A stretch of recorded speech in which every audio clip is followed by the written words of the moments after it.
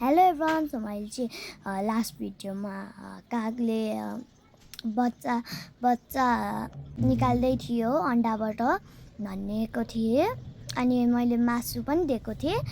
अहिले चाहिँ यो बच्चा ठुलो पारेर हेर्न सक्नुहुन्छ। मैले भिडियो बनाएको छु। बच्चाको सेफ्टीको लागि कागले जानै दिइरहेको छैन। हेर्न सक्नुहुन्छ। त्यही ठुङ्छ मान्छेलाई पन्जाले हेर्नु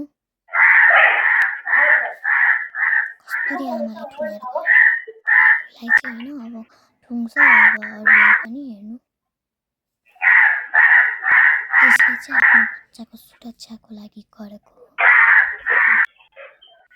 मेरो मम्मीले चाहिँ भन्नुभएको कागले त्यो ठुङ्गेपछि मान्छेको मुडै ह्याङ गराइदिन्छ, त्यो दिमागै निक्लेको जस्तै के। टाउको दुख्ने, भारी हुने अनि एकदमै अल्छी लागेको जस्तो हुन्छ भन्नुभएको थियो मेरो मम्मीले चाहिँ। ल हेर्नुहोस् त अब तिनीहरूलाई कस्तो भयो, कस्तो दुख्यो होला नि। अन्तिमसम्म हेर्नुहोस् त्यसले आफ्नो पन्जाले कस्तो ठुङ्छ हान्छ। सो तपाईँहरू चाहिँ यतातिर कागले बच्चा पारेको ठाउँमा नआउनुहोस्। आउनु भए पनि छाता ओढेर आउनुहोस्, नत्र भए ठुङ्छ। जति डरायो नि यसले उति नै ठुङ्दो रहेछ के, आफ्नो बच्चाको सेफ्टीको लागि। हेर्नुहोस् त उहाँहरूले कस्तोरी ठुङ्गेर। अब हेर्नुहोस् होला, अब गइरहेको मान्छेहरूलाई ठुङ्छ होला। हेर्नुहोस् यो चाहिँ हाम्रो घर पछाडिको क्यामेराले रेकर्ड गरेको हो। हामीलाई त माथि पनि जान दिइराखेन। यो कागहरूको बानी अब कहिले हुर्काउने कहिले उडाउने हो यसले। मान्छेलाई त दुःख दिनु भयो यसले। हुर्काएर लगिसकेपछि रुख काटिदिने भन्नुभयो। त्यो आन्टीले चाहिँ दिदीले चाहिँ छाता ओढेर गएको भएर ठुङ्गेन। तपाईँहरू पनि छाता ओढेर हिँड्नुहोस्। दादा चाहिँ पुरै डराएर मास्तिर हिँडिराख्नु भयो।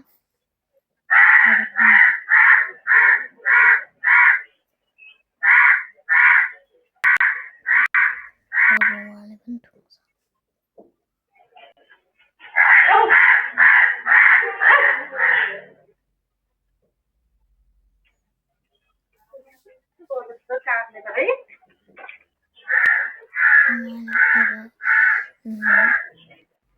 उहाँको त कपाल पनि रहन्छ। अब कस्तो ठुङ्छ यसले चाहिँ अहिलेसम्म पन्जाले मात्र हानेको छ। यसले होइन आफ्नो टुप्पोले हान्यो भने चाहिँ पुरै ब्लडै निकालिदिन्छ अरे। अब लट्ठी देखायो भने यो डराउँदो रहेछ अनि टोक्न आइदिनु रहेछ। हेर्न सक्नुहुन्छ।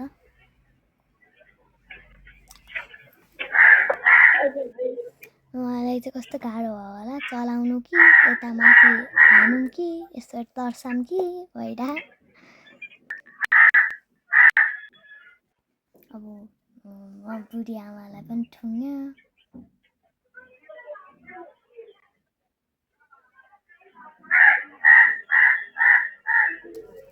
यसो आउँछ टोक्छ अनि आउँछ। छायामा हेर्न सक्नुहुन्छ। सो कागहरूलाई चाहिँ मान्नु नै पर्छ है। दुश्मनहरूलाई अट्याक गर्ने कला चाहिँ रहेछ। By, like, subscribe, share.